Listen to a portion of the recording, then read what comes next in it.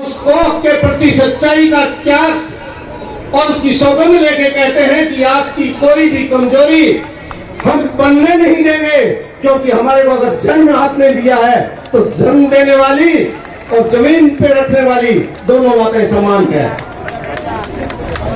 एक अदने से किसान का, एक मजदूर अनपढ़ माँ बाप की संतान हूं मैं। मुझे खुशी है कि मेरी माँ बाप ने अपने पेट के गांठ लगाकर मुझे उच्च शिक्षा दी, तो आज मैं 70 साल का होने वाला हूं। आपके बीच में ऐसा ही बोलता हूं जैसे 25 साल का जवान बोलता है, क्योंकि जब तक भावनाएं पूरी नहीं होती शरीर के बुढ़ापे का कोई मायना नहीं होता। इस कार्यक्रम में सबसे पहले धन्यवाद दूंगा मैं यहां की संघर्ष समिति के मुखियाओं को, जो किसी जाति बिरादरी की नहीं, सभी पीड़ाओं को भुगतने वाले लोगों की बात है। ये लोग मेरे पास गए तो मैंने एक ही बात कही कि कार्यक्रमों के लिए जो कुछ भी चाहिए आपके लिए, ये किसान का, मजदूर का बेटा 36 बिरादरी के लिए आधी रात तैयार है, प्रोग्राम करो, मैं जानू मेरा काम जाने। लेकिन मुझे ज्यादा राजनीतिक पार्टियों से सरोकार नहीं है मेरा। मैंने कहा एक मुखिया मेरे मन में है और उनका नाम है चंद्रशेखर आजाद। अगर आप कहो तो मैं चंद्रशेखर आजाद को बुलाना चाहता हूं, क्योंकि जो आदमी पूरे भारत में पिछड़े तबके का न केवल प्रतिनिधि बल्कि प्रहरी होकर रात दिन आपको जगाने का और अपना समय देने का काम करता है, समाज तो तभी इकट्ठा होगा और किसान तभी इकट्ठा होगा जब हम 36 बिरादरी उस मंच के ऊपर बैठ के साथ में लड़ेंगे। मैं धन्यवाद देना चाहता हूं भीम सेना को नहीं, भीम आर्मी को, क्योंकि मैं कट्टर आदमी हूं। ये भीम आर्मी है, ये आपके लिए इतनी ही कट्टर है जितनी हमें कट्टरता की आवश्यकता है। मैं युवाओं का, भीम आर्मी के बैठे पदाधिकारियों का दिल की गहराइयों से स्वागत करके उनको चौकन्ना करना चाहता हूं कि जब आप नारा लगा रहे थे कि जच्चे जच्चे जच्चे भीम, तो मैं भी बहुत जोर जोर से कर रहा था। जब तक हम भीम का स्वागत नहीं करेंगे कुछ भी नहीं होगा, कानून भीम ही ने बनाया है। पिछली बार मुझे कुछ एक लोग कह रहे थे कि आप ओबीसी के हो और हमें SC ST पदोन्नति में आरक्षण लेता है और हम नहीं लेने देंगे। मैंने उनको कहा, अरे थोड़ी बहुत तो समझदारी रखो। भारत के संविधान को पढ़ा है क्या? भारत के संविधान के अनुच्छेद 340 में बाबा साहब अम्बेडकर ने अनुच्छेद 340 में सबसे पहले अन्य पिछड़ा वर्ग को माना था, उसी के अंदर SC ST है। अरे अपने भाई से, अपने उसी विचारधारा के, उसी आर्थिक स्थिति के, उसी सामाजिक शैक्षणिक स्थिति के कमजोर आदमी का अगर आप विरोध करोगे तो फिर आपकी लड़ाई तो पहले ही दिन फेल हो गई। इसलिए मन समझो उस व्यक्तित्व का जिनको सड़क पर चलने नहीं दिया करते थे लोग और जिनको थूकने नहीं दिया करते थे, आज उनके, वो हमारे ऐसे पुरखे थे, आज हम उनकी जाइंदा वैचारिक संतान है, उनकी हम महिमा मंडन नहीं करते, हम उनको सच्चे रूप में उनको मानते हैं और उनके आदेश के लिए प्राण देते हैं। साथियों, इस कार्यक्रम में बहुत मुखिया है, लेकिन मैं फिर भी कहना चाहूंगा कि यहां जो श्री सीमेंट संघर्ष समिति के पदाधिकारी प्रताप पुनिया जी हैं, राजेश हैं, मैं कहना चाहता हूं सरपंच साहब यादव साहब हैं, सरपंच साहब शेखावत जी हैं, 3600 बिरादरी के जो लोग अपने बीच में हैं, हम लोगों को एकजुट होकर आज दो ही बातें करनी है। और दो बात क्या करनी है? सबसे पहले हमारी जमीन का हक लेना है हमें, और क्योंकि मैं मजदूर किसान का बेटा हूं, हमारे पड़ोस में एक नाथी बुआ रहा करती थी, कुम्हार जाति की थी, उसके पति ने 5 बीघा जमीन बेच दी। वो हमारे गांव में आके मेरी माँ के पास रोया करती थी कि मैं जाऊं कहां, दूसरे गांव में मेरा दिल नहीं लगता, ये नाथी बुआएं कहां जाएगी। मैं पूछना चाहता हूं सरकार कौन थी, लंगड़ी लूली सरकार को, अरे आपको उद्योग लगाने हैं, चित्तौड़ में बहुत ज्यादा जमीन है, चित्तौड़ में इतने ऊंचे ऊंचे पहाड़ है कि आप उनके ऊपर सीमेंट की फैक्ट्री लगाइए। नौलगढ़ में अगर आपने लगा ली तो हमारा रुपया क्यों नहीं दिया? यहां का स्थानीय विधायक जो अपने को राजकुमार कहता है, शायद चंद्रशेखर जी को ध्यान नहीं है, ये राजकुमार ही है। पूरे भारत के अंदर जब से मैंने सूझबूझ पकड़ी है, पूरे भारत में चौधरी देवीलाल हमेशा कहा करते थे कि प्रजातंत्र का मायना लोकराज होता है और लोकराज लोकलाज से चलता है। और हमारे बड़े विधायक ने तो लोकराज सारी छोड़ छुड़ा दी, कहां जाएंगे हम सारे लोग? चंद्रशेखर जी कह रहे हैं हम दिल्ली में लड़ाई कर रहे हैं, इस नवगढ़ में भी लड़ाई की आवश्यकता है। भारत में 1000 पुरुषों के पीछे 952 महिलाएं आती है, यानी 48 गंवारे रहते हैं। और हमारे राजकुमार ने 5 का कर रखे हैं, वहां तो 47-48 गंवारे रह जाएंगे। तो राजकुमार है क्या लाट साहब? मैं 20 दिन पहले आया है, मैं उन अगुवाओं के साथ हूं और आप साथ है कि नहीं बताएं, हाथ खड़ा करके बताएं कि असामाजिक आदमी आपको क्या न्याय दिलाएगा।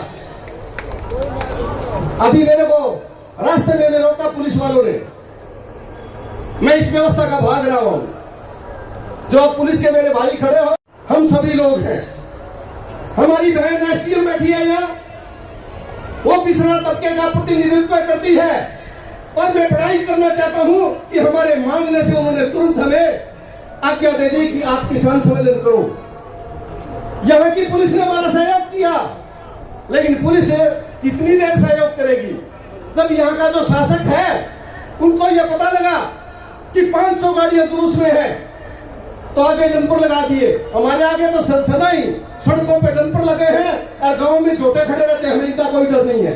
लेकिन हम कानून मानते हैं, हम कानून मानते हैं।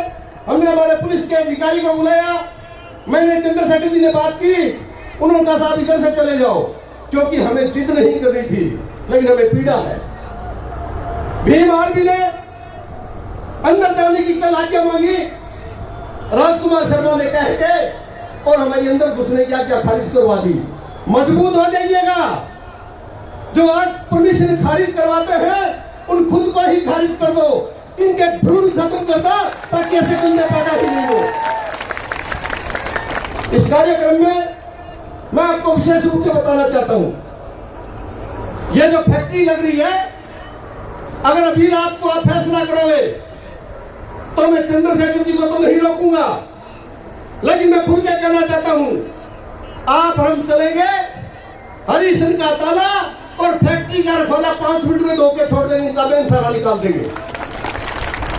बदन सिंह जी शेखावत की जमीन है, नंदू सिंह जी शेखावत की इसमें जमीन है, छपरवाल धर्मेंद्र उनकी जमीन है, डिप्टी कमांडेंट यादव जी की यहां जमीन है, सावरमल जी पूर्व सरपंच यादव जी की जमीन है। अरे ये क्या नारा हुआ कि पुलिंदा तेरा और गधा मेरा, हम तो किसान लोग हैं, पुलिंदा भी हमारा और गधा भी हमारा, दूसरा आगे तो फोड़ देंगे। ये है कौन हमारी जमीन पे बैठने वाले? और क्योंकि हमारे बहुत मुखिया हमारे बीच में बैठे हैं, 36 बिरादरी के लोग बैठे हैं और ये कहता बताया कि यहाँ किसान सम्मेलन नहीं करने देंगे। हमारे साथ में पुलिस है, तेरे साथ में तो एक पीएसओ रहता है, ये राजा राम गोदार जब से जन्मा है तब से 25 पीएसओ सदा साथ ही रखता है, इसका हमें डर नहीं है। लेकिन हम कानून समझ लोग हैं, हमें डराया नहीं जाए। मेरे पास परसों समाचार गया कि भीम आर्मी के मुखिया को हम नहीं आने देंगे। मैंने कहा कोई बात ही नहीं है, हमारा तो आज तक किसी ने स्वागत ही नहीं किया है। तेरी मां ने अगर चापे में सवा शेर सोंठ खाया है तो तू एक बार बता देगा, मैं रोकूंगा, मैं तेरे बात में बता दूंगा कहां आता है चंद्रशेखर। साथियों, आवश्यकता इस बात की है कि जिसकी जितनी संख्या भारी उसकी इतनी हिस्सेदारी। मैं कहता हूं जमीन किसकी? किसान की। कोई जाट की है, कोई राजपूत की है, कोई अनुसूचित जाति की है, कोई जनजाति की है, सुतार की है, कुम्हार की है, लोहार की है, यादव की है। जब हमारी जमीन फैक्ट्री आबाद कर रही है तो हमारे लोगों को काम क्यों नहीं मिल रहा है? एक ही जाति बिरादरी के लोगों को काम क्यों मिल रहा है? हमें आंख खोलने की आवश्यकता है। अगर आप हम साथ हुए तो 4 महीने में ये काला शासन बदल देंगे और उसके बाद में फैक्ट्री अगर लग गई, हमें पैसा दे दिया तो उसमें काम करने का रोजगार, उसमें ट्रैक्टर भी उस साथ के इतने लगेंगे जिसकी उतनी संख्या है। ये जो व्यापारी है, ये कोई बहुत भले और शरीफ नहीं हुआ करते हैं, ये कमजोरी तलाशा करते हैं। 25 लाख रुपया तय कर रखा राजकुमार शर्मा ने, और किसान को, अनुसूचित जाति जनजाति को डीएलसी की रेट से 3 लाख रुपया, कोई एकड़ खान थोड़ा सा चला जाता तो 5 लाख रुपया, कोई 4, 3, 5 ऊपर करे चला जाता 8-9 लाख रुपया, कोई और एरियल आदमी चला जाता तो 12 लाख रुपया। इसके बाप का राज है क्या? फैक्ट्री की है क्या? अनुसूचित जाति को सबसे पहले हम पैसे दिला के छोड़ेंगे और जो मकान है उसका भी मुआवजा दिला के छोड़ेंगे। इसमें आपके सहयोग की आवश्यकता है। मैं आपको बारंबार एक बात कह रहा हूं, आप अडिग रहिए। और सबसे बड़ी बात चौकन्ना करने की कह रहा हूं, मजदूर का बेटा हूं। जब पक्षी उड़ के आते हैं, कुत्ते भागते हुए आते हैं, मैं समझ जाता हूं कि तूफान आएगा। ये केवल एक फैक्ट्री नहीं है, यहाँ अल्ट्राटेक फैक्ट्री ने सौदे करने शुरू कर दिए हैं। आपको चौकन्ना करना चाहता हूं, क्यों दे रहे हो 10 लाख रुपए में? ये मजदूर का बेटा खड़ा, वो मेरे से लो 11 लाख रुपया, जमीन मेरे को बेचो, मैं बता दूंगा 1 करोड़ रुपया कैसे पटक पटक गिर गया करते हैं। आप अपना धन किसी को नहीं दे, मैं मांग नहीं रहा हूं। मैं ये कहना चाहता हूं कि आप अपना हक, आप अपने बुजुर्गों के पसीने की कमाई, आपके बुजुर्ग दादा परदादा लड़दादा खड़दादा यहाँ 100, 200, 500 साल से बैठे हैं। ये है कौन चौधरी जो हमें यहाँ से बेदखल कर रहा है? तो मैं आपको कहना चाहूंगा, अवाप्ती की भूमि में संघर्ष समिति यहाँ बैठी है, अपना फैसला हमें सुनाए। हमारे कोई जरूरी नहीं है घर जाना। कुछ लोग कहते हैं कि घर आ गए क्या? मैंने कहा घर तो बच्चे रहते हैं और धोए हुए कपड़े रहते हैं, और जब जेब में रुपया खत्म होते हैं तो रुपया लेने आते हैं, बाकी घर में बच्चे रहा करते हैं। हम तो जेल में रह लेंगे। आपके लिए संघर्ष तैयार है, किसी विचारधारा में कमजोरी लाने की आवश्यकता नहीं है। तन मन धन से आपके साथ हैं। और आज आपके बीच में मैं जिस शख्सियत को लेके आया हूं, ये बताना चाहता हूं कि एक आदमी आर्मी के रूप में काम कर सकता है, जैसे हमारा छोटा भाई चंद्रशेखर आजाद कर रहा है। आप बनिए, आप चंद्रशेखर आजाद बनिए। मेरा कंधे इतने मजबूत है अभी भी 70वें साल में कि अगर मेरे कंधे के ऊपर चंद्रशेखर बैठ जाए तो मैं लम्हे भर भी डामाडोल नहीं होगा, मैं वहीं तक ले जाऊंगा जहां तक आपके उद्देश्य पूरे होते हैं। माता राम बेटी है सारी, आपसे बड़ा कोई नहीं। आपके कारण हमारे घर चल रहे हैं। हम तो बाहर भाषण देने का काम करते हैं, आप तो भाषण सुन के जाके गाय और भैंस दूंगी आपको। मैं जानता हूं, मैं आपको कहना चाहता हूं, मैंने आपके वीडियो पे देखे कार्यक्रम, वो ये कहते कि प्राण दे देंगे जमीन नहीं देंगे, तो जमीन दो मत, प्राण पूर्ण लेने वालों की छुट्टी 5 हित में कर देंगे। आप सारे मजबूती रखना। हमें पुलिस प्रशासन से कोई शिकायत नहीं, क्योंकि वो विवश है। पुलिस कौन है? पुलिस में ये जो डंडे लेके खड़े कौन है? ये पिछड़े तबके के लोग हैं, ये बड़े का नहीं है। चौधरी कुमार राम ने कहा केवल वर्ग चेतना समझ लीजिए। 2 लोग हैं, एक लुटेरा है और एक कमेरा है। हम तो कमेरे हैं 85%, हमारे में कोई पैसे वाला नहीं है।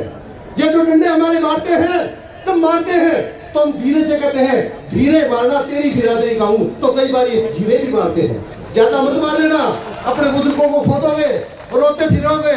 आपकी ओबीसी के SC ST के आरक्षण के लिए हम जेल जाते हैं, जमीन आपकी हिमायतें हैं। आप घर जाके कहते हो मुआवजा कितना मिला, और हमारे यहाँ ये डंडे लेके आ जाते हो। मारो भी तो आखिर हमारे हो, मार के भी छाया में तो डालना। इतनी आपसे उम्मीद करता हूँ।